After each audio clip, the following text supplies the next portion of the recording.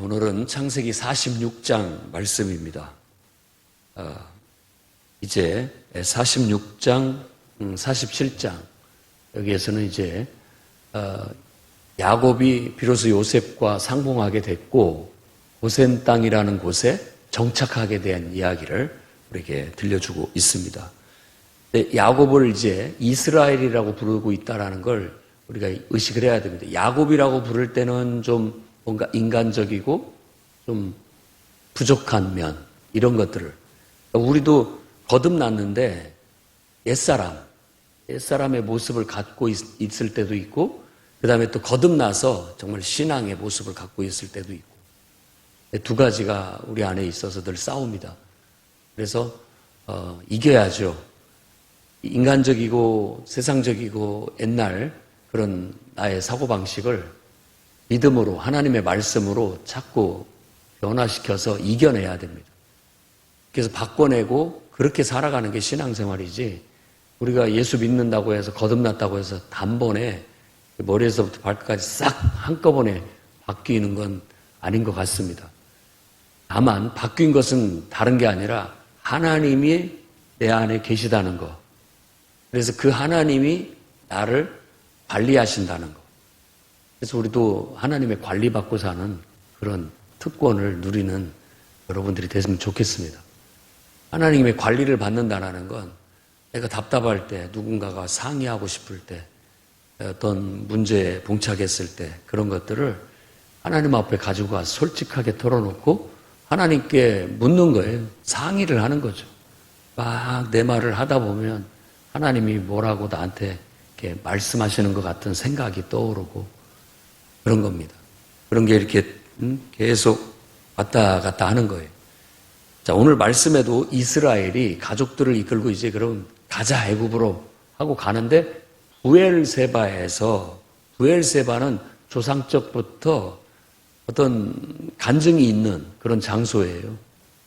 부엘, 우물이라는 말이고 세바, 약속이라는 말인데 약속의 우물 그런 뜻을 갖고 있는 곳으로서 아버지 이삭도 그곳에 연관이 있고 삶의 흔적이 있고 그의 할아버지 아브라함도 거기에 삶의 흔적이 있는 유서 깊은 곳입니다. 그곳에서 애굽으로 떠나기 전에 이 이스라엘은 야곱은 거기에 희생제사를 드립니다.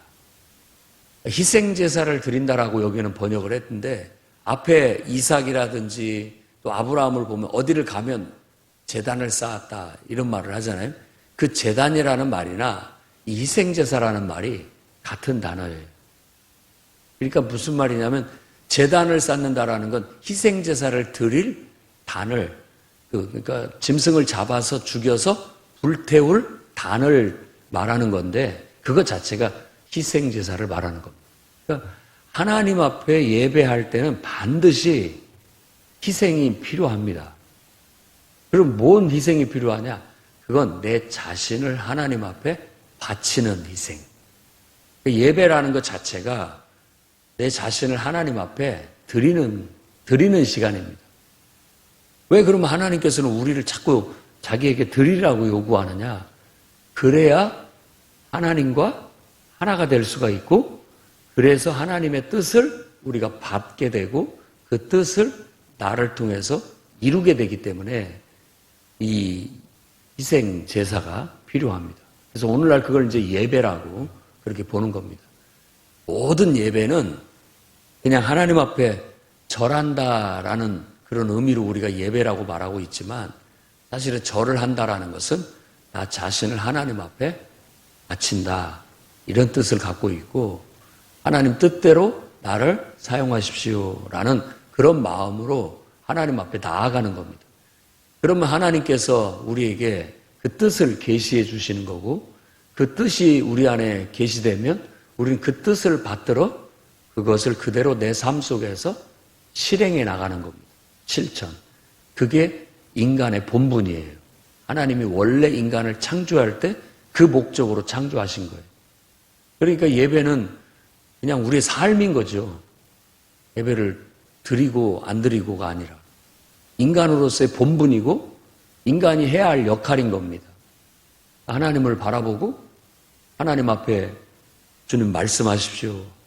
무엇이든지 당신 뜻을 이루겠습니다. 라고 그 앞에 서야 되고, 그러면 하나님께서는 우리에게 계시를 해주시고 그 계시를 받아서 우리는 행동하고, 그것이 신앙인이에요. 하나님을 믿는. 우리는 지금은 이제 어쩔 수 없이 그것을 기독교인 이렇게 구분해서 세상 사람과 구분해서 말하고 있지만 그것 자체가 원래 인간의 모습입니다. 그러니까 제가 가끔 설교에서나 우리가 하나님을 우리 마음에 품어야 진짜 인간이 된다. 진짜 인간답게 살기를 원한다면 사람은 그 빈 공간에 하나님을 둬야만 비로소 완성된 인간이 된다라고 말하는 것은 바로 이 이유 때문입니다. 결국 모든 인간은 하나님을 필요로 하고 있고 하나님을 마음에 품어서 그분과 하나가 돼서 그분과 영적으로 소통할 때 비로소 온전한 인간의 모습을 갖게 되고 인간으로서 본분을 다할 수 있게 되는 겁니다. 그러니까 여러분이 하나님을 예배하는 건 축복이고요. 그건 뭐 세상 그 어떤 것보다도 소중한 시간이고, 여러분들이 하나님을 마음에 품었다라는 것은 세상에 둘도 없는 축복입니다. 다시 얘기한다면 여러분의 인생은 성공한 거예요. 여러분 안에 하나님을 품고 하나님과 하나가 됐다라는 것. 비로소 성공을 이룬 겁니다. 그 상태를 유지하고 그 상태를 계속 실천해 나가게 되면 여러분의 삶은 형통하게 될 거예요. 이 진리를 성경에서 배웠고 여러분들이 교회를 다니면서 배웠는데 그걸 이제 내가 얼마나 구체적으로 삶에 적용하고 실천하느냐가 관건이에요. 알고도 모르는 사람이 있고 아예 이런 삶이 기독교의 삶이고 인간의 삶이라는 걸 모르고 사는 사람들도 있습니다. 근데 그걸 배웠고 복음을 들었고 하나님 말씀대로 사는 사람들은 그걸 통해서 하나님의 뜻을 실행하는 것을 인생의 목적으로 삼고 나아가고 그것 자체가 삶의 보람이고 가치고 의미가 되게 되는 거예요. 그래서 성경은 특히 이제 창세기에서는 바로 이 족장들의 삶의 모습을 통해서 믿음의 삶은 이렇게 사는 것이다 라는 예를 보여주고 있는 겁니다. 오늘 또 이스라엘 야곱을 통해서 부엘세바에서 하나님 앞에 희생 번제를 드리는 것, 그래서 하나님과 영적으로 소통하고 하나님의 뜻을 계시받는 이런 모습을 우리에게 보여줍니다. 인생의 중요한 순간이에요. 삶의 전환점이 되는. 지금 삶의 터전을 가나안에서부터 애굽으로 이집트로 옮겨가는 중요한 기점이잖아요. 물론 아들이 잘 돼서 아들이 오라고 하니까 가지만 그냥 그런 인간적인 생각으로 가서야 하나님을 믿는 사람이라고 할 수 없죠. 그때 우리는 하나님 앞에 서서 하나님의 뜻을 구하는 겁니다. 그러면 오늘 말씀에도 보니까 하나님께서 이상 중에, 이상이라고 번역을 했지만 환상, 이상, 그냥 우리 눈에 보이는 것이 아닌 내 마음에 보이는 이미지, 그걸 이상, 환상이라고 하는 겁니다. 그러니까 그 밤에 하나님 앞에 예배 드리니까 하나님께서 환상 중에 나타나셔서 꼭 이렇게 말씀하시는 것 같아요. 야곱아, 야곱아, 부르시는 것 같아요. 예, 제가 여기 있습니다. 나는 하나님이다. 내 아버지 이삭의 하나님이다. 이렇게 나타나신 거예요. 그러니까 아버지 이삭의 하나님이라니까 아버지에 대한 친밀감, 아버지에 대한 그리움, 이런 모든 것들을 품고 있는 하나님. 하나님이 먼 하나님이 아니에요. 나에게 가까운 하나님, 나하고 아주 친밀한 하나님. 늘 그게 중요합니다. 그래서 이스라엘 사람들이 하나님에 대해서 하나님이라고 하기도 하지만 여호와라는 번역에 여호와라고 이렇게 하나님을 말하는 것은 바로 나의 하나님, 나의 하나님이라는 그런 의미가 강합니다. 그러니까 신도 하나님 그래 뭐 어딘가 계시겠지 이렇게 나하고는 아무 상관이 없어요. 그냥 뭐 대통령 하면 우리나라 대통령 내가 잘 알죠. 그렇지만 그분하고 나하고 어떤 인격적인 친밀함이 없어요. 아무 상관이 없어요. 보면은 나는 그분을 좀 알지만 그분은 나에 대해서 전혀 모릅니다. 아무것도 모르는 거죠. 그런 하나님은 의미가 없습니다. 그런데 이제 어떤 경험을 통해서 하나님을 만남을 통해서 그분과 내가 어떤 만남이 있고 경험이 있게 되면 그분을 우리가 안다라고 하는 겁니다. 여러분은 어떻습니까? 하나님을 압니까?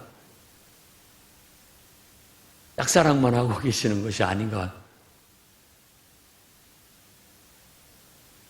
정말 우리 인생에 하나님께서 다가오시고 내가 하나님을 인정하고 그분과 이제 소통이 시작돼요. 하나님 이렇게 부르는 거죠. 그래서 나의 하나님, 나의 하나님. 이제는 목사님이 말하는 그 하나님도 아니고 우리 권사님이 말해줬던 그 하나님도 아니고 이제 내가 만난 나하고 친밀한 늘 친구처럼 말할 수 있고 인격적으로 내 감정을 나눌 수 있고 내 생각을 나눌 수 있는 그런 하나님, 그런 하나님이라는 친밀함으로 다가와서 무슨 일만 있으면 하나님께 아무한테도 말 못할 얘기도 그분한테 다 털어놓기 시작하고 그러다 보면은 그분이 나한테 뭐라고 말씀하시는 것처럼 들려지게 되는 겁니다. 야곱아, 야곱아. 왠지 나를 친밀하게 부르시는 하나님의 음성이 들리는 듯하고 나는 내 아버지 이삭의 하나님이다 라고 말하는데 눈물이 날 정도로 그분이 내게 따뜻하게 친밀하게 포근하게 나의 아버지처럼 다가오시는 거예요. 그냥 그렇게 나를 바라만 봐주신다는 것만으로도 은혜가 되고 그렇게 나를 불러주신다는 것만도 은혜가 되는 거예요. 그런데 그 하나님이 나에게 다가와서 애굽으로 내려가는 거 너 염려하고 있는 것 같은데 두려워하지 마라 이렇게 말해주는 거예요. 이걸 애굽으로 가야 될지 말지 사람들은 누구나 다 그런 염려 근심을 합니다. 어떻게 해야 될지 마음은 막 당장에 쫓아가서 죽었다가 죽은 줄 알았던 아들이 살아있다고 하니까 가서 봐야 되겠다. 그런데 가족들을 다 이끌고 그곳에 와서 정착하는 문제는 또 다른 문제거든요.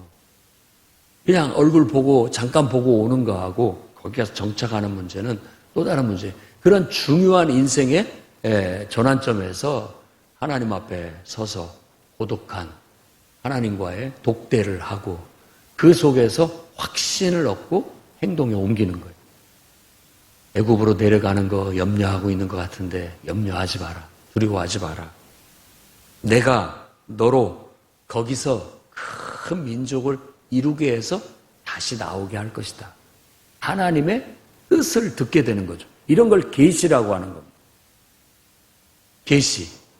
그러니까 내가 생각하지 못한 것을 하나님께로부터 그 생각이 내 안에 들어오는 거죠. 그 생각이. 그래. 지금은 애굽으로 이렇게 가서 거기에 정착해서 한동안 살게 되는 것은 하나님께서 뜻하신 바 그곳에서 지금 이 가나안 땅에서 살아가기가 너무 힘드니까 기근이 너무 심하고 먹을 것이 없기 때문에 살기가 너무 힘드니까 그곳에 가서 큰 민족을 이루고 난 다음에 다시 이 약속의 땅으로 돌아오게 할 것이다라는 하나님의 비전을 듣게 되는 겁니다. 영어로는 비전이고 우리말로는 이상이고 환상인 거죠.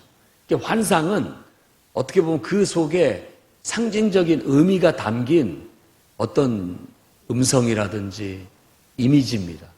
여러분 기도하고 예배 드릴 때 이런 하나님과 영적인 소통이 있기를 바랍니다. 오늘 여러분에게 영의 눈이 열려서 환상이 보이기를 축복합니다. 여러분의 귀가 열려서 하나님의 음성이 들리는 그런 일들이 시작되기를 원합니다. 하나님을 먼 하나님으로 섬기지 말고 가까이 기도하고 솔직히 하나님 앞에 모든 걸 다 속 시원하게 털어놓을 수 있는 그런 하나님이 돼야 되고 그 하나님이 또 나한테 뭐라고 말씀하시는지가 느껴지는 그런 영성을 가지셔야 돼요. 그래서 꼭 사람이 나한테 말하듯이 하나님이 그 말하는 것처럼 우리가 그렇게 하나님의 음성을 드러낼 수가 있습니다. 해석할 수가 있다고요. 그게 하나님의 음성을 듣는 겁니다. 들리는 듯해요. 내가 너와 함께해서 애굽에 같이 데려가겠다. 얼마나 든든한 말입니까? 반드시 너를 인도하여 다시 올라오게 될 것이고 넌 이제 곧 죽게 되는데 네 아들, 네가 사랑하는 아들 요셉의 손으로 네 눈을 감겨줄 것이다. 이런 약속의 말씀을 듣게 돼요. 그러니까 얼마나 그 마음이 든든하겠습니까? 그런 확신을 가지고 애굽으로 내려가는 거하고 그냥 인간적인 생각으로 들떠서 그냥 인간적인 감정에 들떠서 행동하는 거하고는 천지차이입니다. 그러니까 우리도 신앙생활을 하고 있는데 한번 생각해 보십시오, 여러분들이. 늘 하나님이 배제된 상태에서 내 생각과 내 감정에 휩쓸려 살고 있는지 아니면 그런 내가 어떤 감정에 휩쓸리고 어떤 생각 속에 막 집착하고 있을 때 그 생각 속에 그 감정 속에 하나님을 부르고 하나님의 임재를 구하고 있는지 하나님 내가 이런 생각 때문에 지금 많이 고민하고 있습니다. 하나님은 어떻게 내가 하기를 바라십니까? 라고 묻고 기도의 자리에 나가서 고독하게 누구한테도 말할 수 없고 상의할 수 없는 문제들을 하나님 앞에 막 쏟아놓으면 하나님께서 이상 중에 환상과 계시 중에 꼭 나한테 이렇게 응답하시는 것 같이 들려지는 그런 역사가 있습니다. 그래서 그걸 딱 붙잡고 그래 우리가 지금 이 가는 길은 하나님이 결국 그곳에 가서 큰 민족을 이루고 나오라는 하나님의 뜻이 있어서 나를 이렇게 이끌고 계시구나. 그러면 확신을 가지고 결단을 하고 그 행동을 옮기게 되는 것이죠.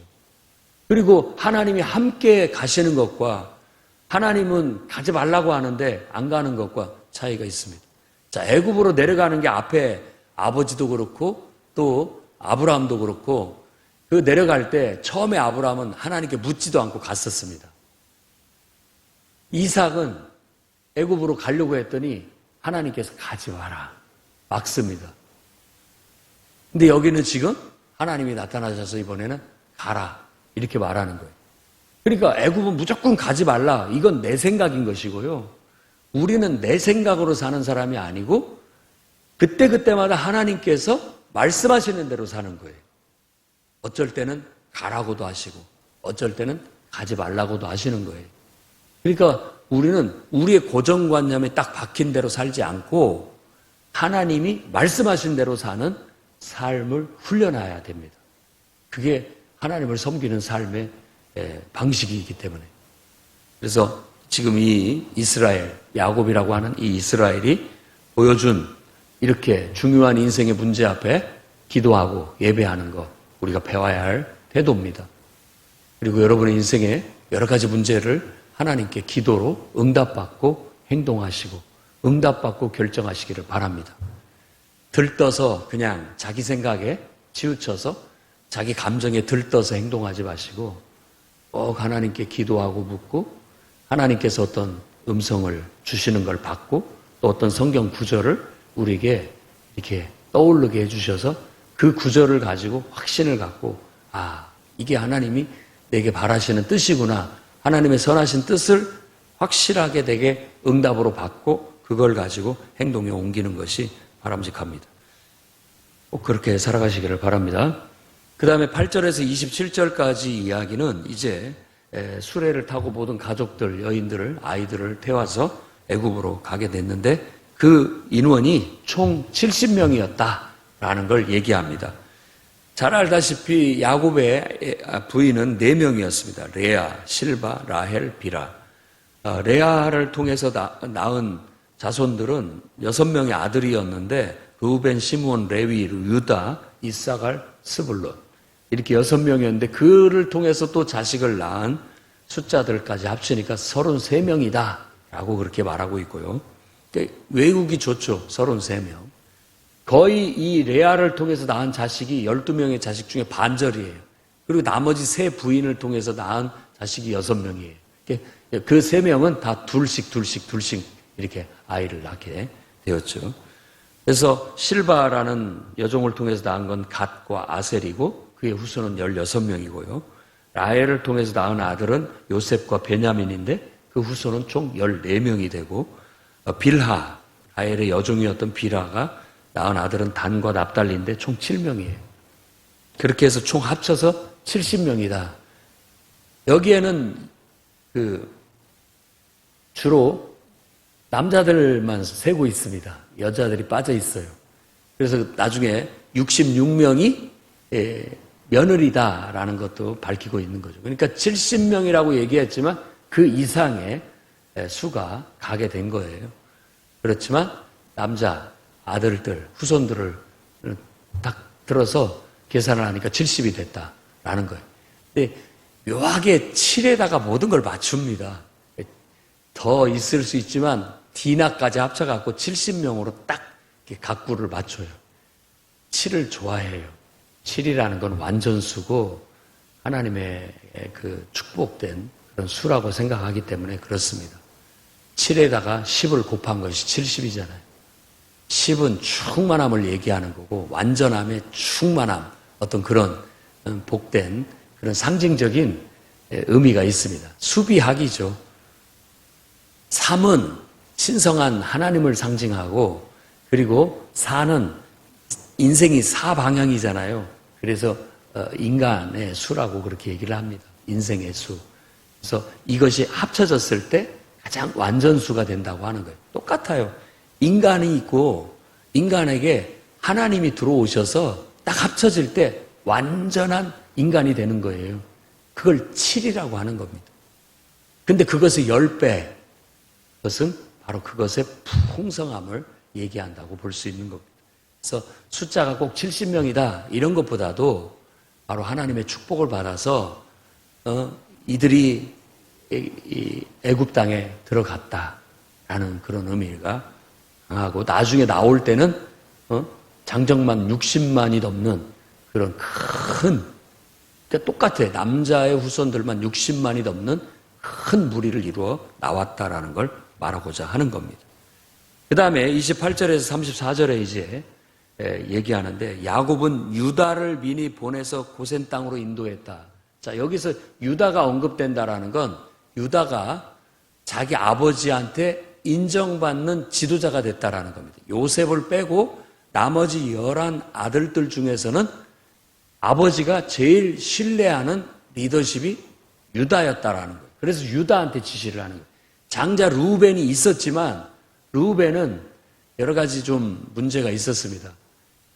여기서 말하는 빌하 그 자기 부인인데 아마 나이 차이가 꽤 났던 것으로 보여집니다.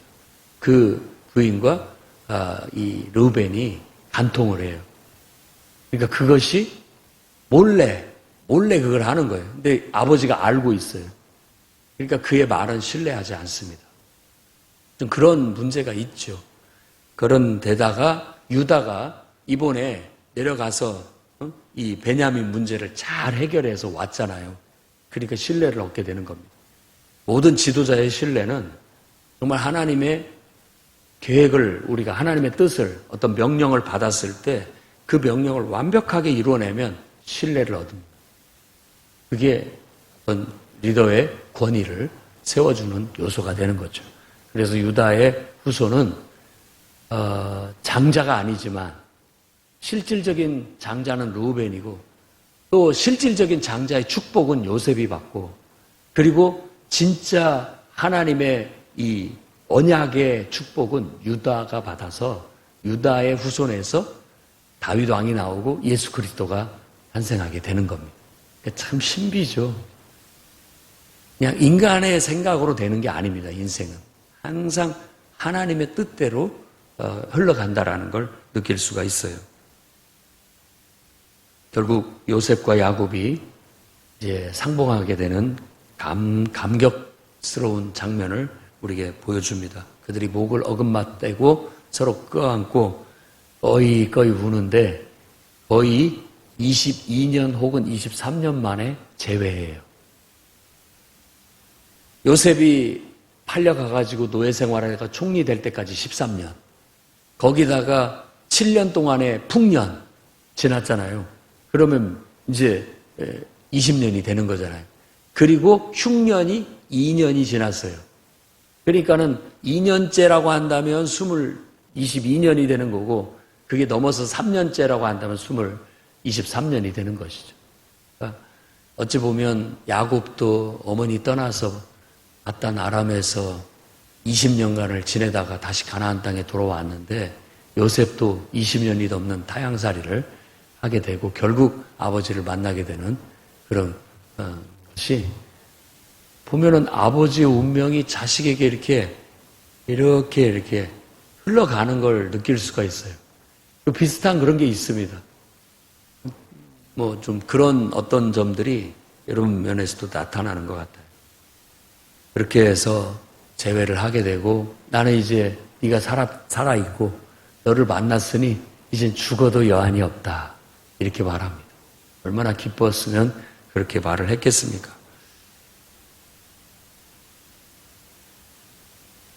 그렇게 하고 이제 요셉을 만나고 17년 후에 결국 죽게 됩니다. 요셉이 바로에게 가거든 우리는 목축하는 사람이라고 얘기해라. 그래서 고센 땅을 받아내라.